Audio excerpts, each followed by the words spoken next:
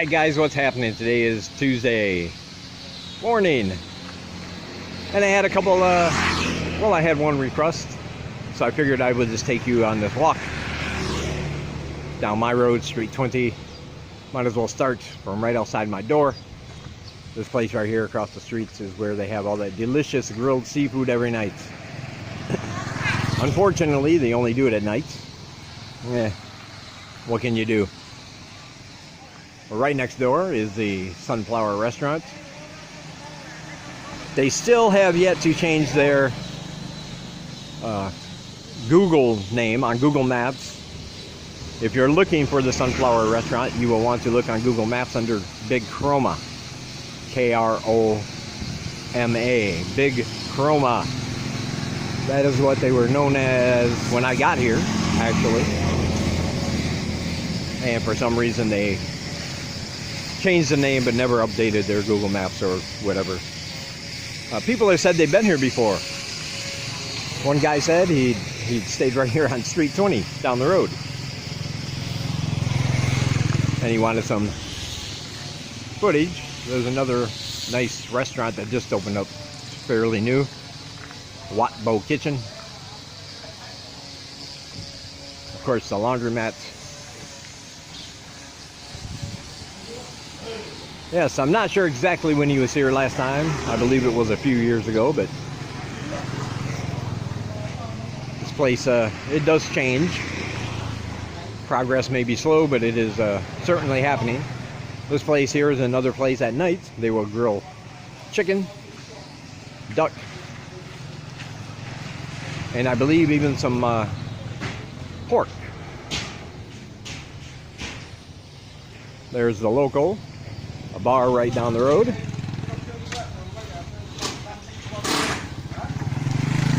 Construction going on there.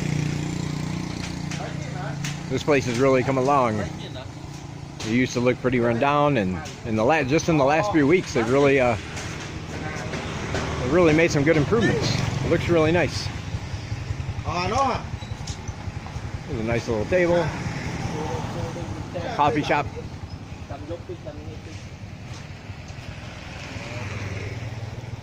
Another guest house over there. Another restaurant, Bon Cafe. This place is closed, but this is where I usually go to get my visa extensions. Even the place I get my coffee, Mama Coffee, right here in the back, as you can see on top. She's adding additions to her home in the back. And this is, of course, where I get my delicious coffee every day. It is very good. Hello! And they also have a restaurant here, by the way. If you see back there, they have a restaurant.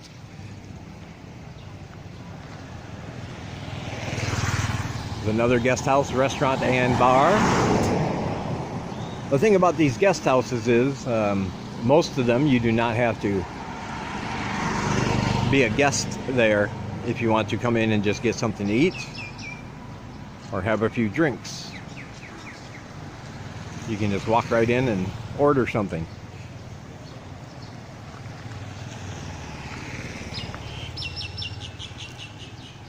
There's, of course, I get my bobor every morning. Well, not every morning, but when I want to eat bobor.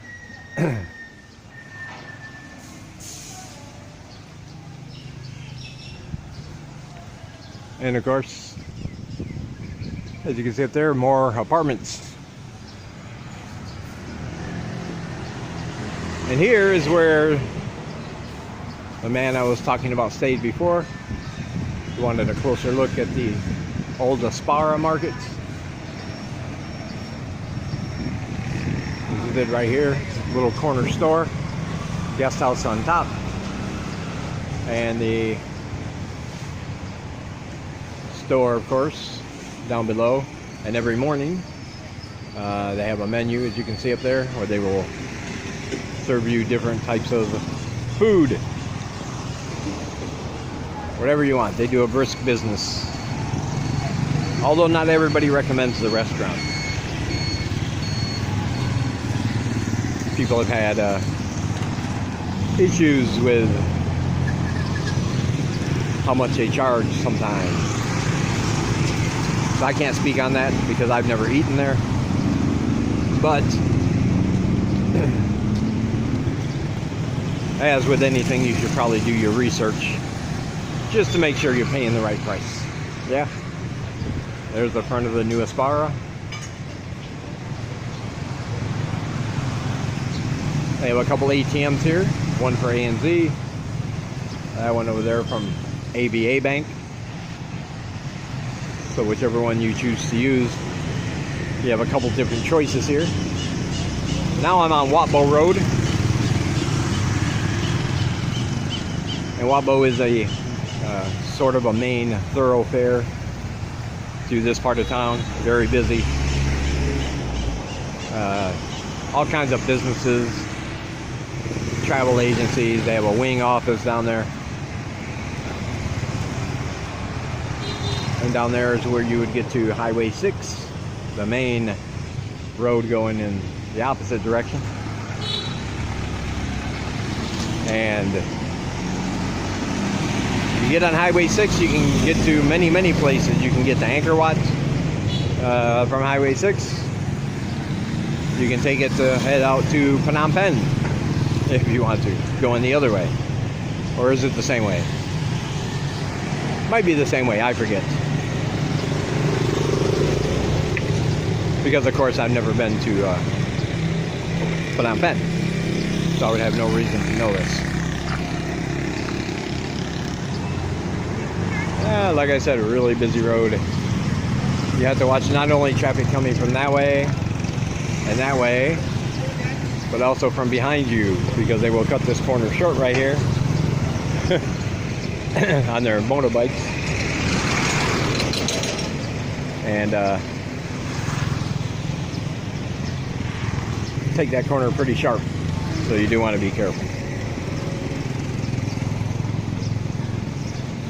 But the main topic I wanted to talk about, and that was my little tour, by the way, of Street 20, my section of Street 20. I'm back now on the other part of Street 20, going toward the river. But people, there was a question in one of the Facebook groups that I belong to, one of the English learner groups. I like to go in there and answer questions when I can for people around the world who are trying to learn English, help them the best I can, when I can, and if I can. But one of the questions, I got a really large response, was simply, what makes a good teacher, in your opinion? What makes a good teacher? And when I thought about it, I thought that was a pretty darn good question, because it might be different for everyone, what they think makes a good teacher. So I put it out there to you, my subscribers and friends. What do you think? In your opinion, what are some of the qualities of a good teacher? Now, as far as I'm concerned, and this is my opinion on the matter, I think a good teacher, first of all, has to be a good learner. As a matter of fact, I think some of the best teachers will probably tell you that they never stopped learning.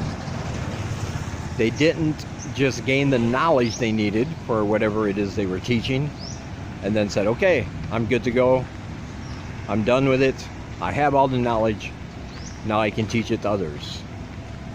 Generally, they'll still try to learn more about their given subject. They'll study it. All right, for some reason, man, my camera on my phone has been acting up when I record.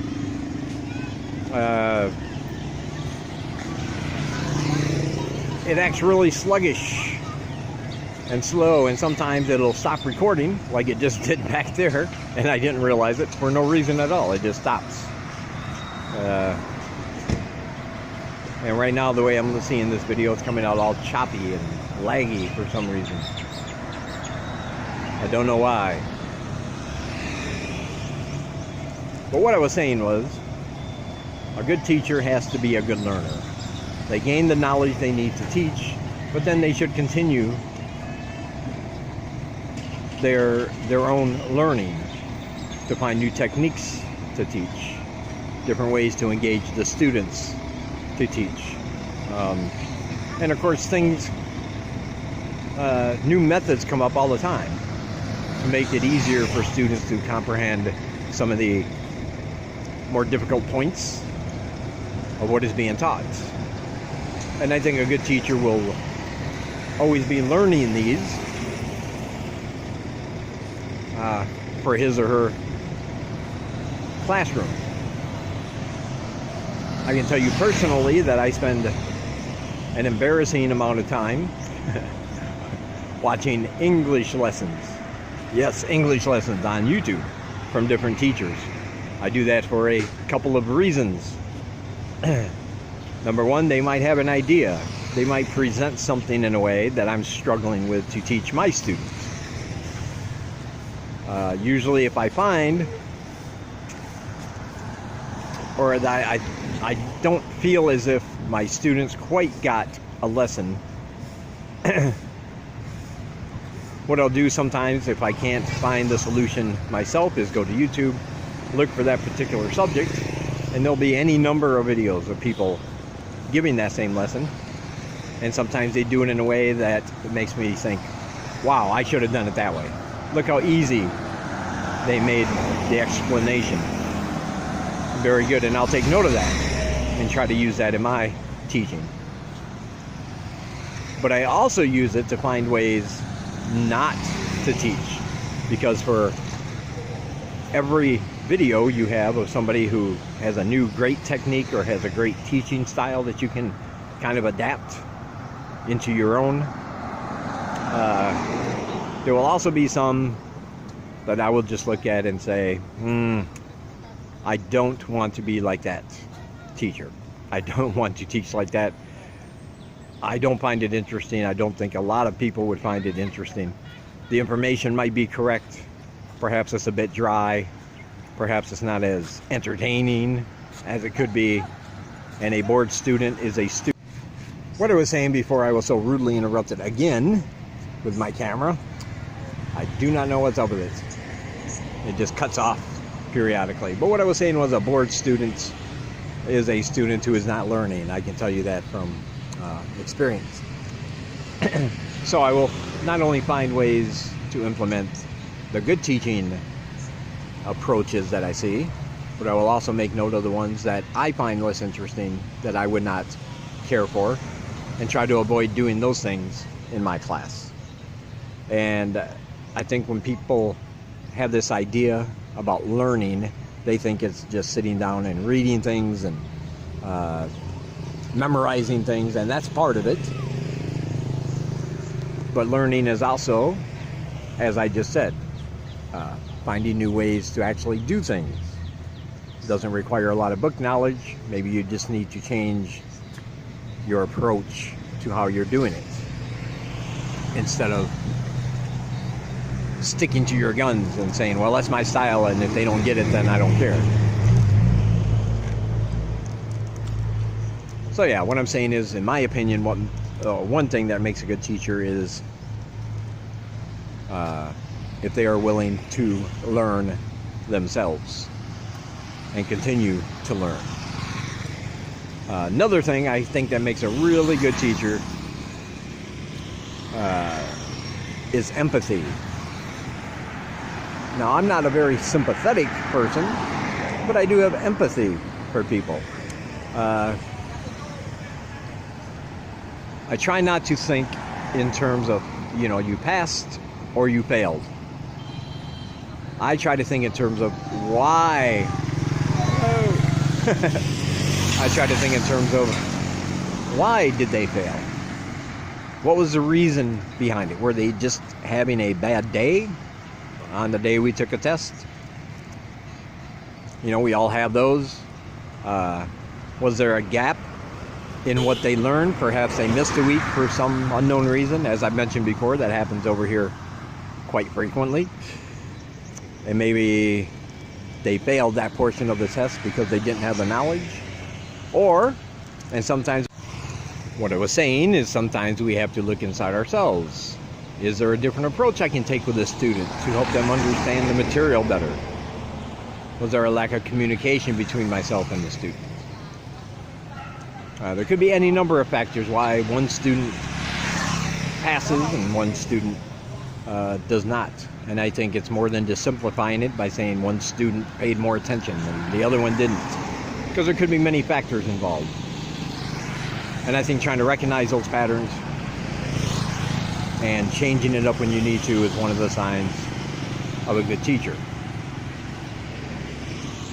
And also I want to mention again that just knowing about something does not mean you will be good at teaching something. A lot of people think, I know English. I've spoken it my whole life. I would be a good English teacher. And you might be. That could be absolutely true. There's also a good chance that that's not true. Because knowing something and being able to present it to other people that have no knowledge of that thing is a skill set all to its own. It's not as easy as just making them repeat words and phrases for an hour a day. Okay? That's why I always recommend a good TEFL course before you go to teach English. Because you want to be sure you are learning how to actually teach. And that's what the TEFL course will do, if it's a good one. But okay, before this thing shuts off again, I'm going to end this one here, I guess. I propose a question to you. Let me know in the comments below, what do you think makes a good teacher? And if you want to subscribe, or if you want to subscribe, hit that button. And if you want to follow my pages on social media, they're down below. If you want to become a patron and sponsor education of people in Cambodia, you can check out my Patreon page. That's also below. And let me know what you think. All right. I'll talk to you guys later.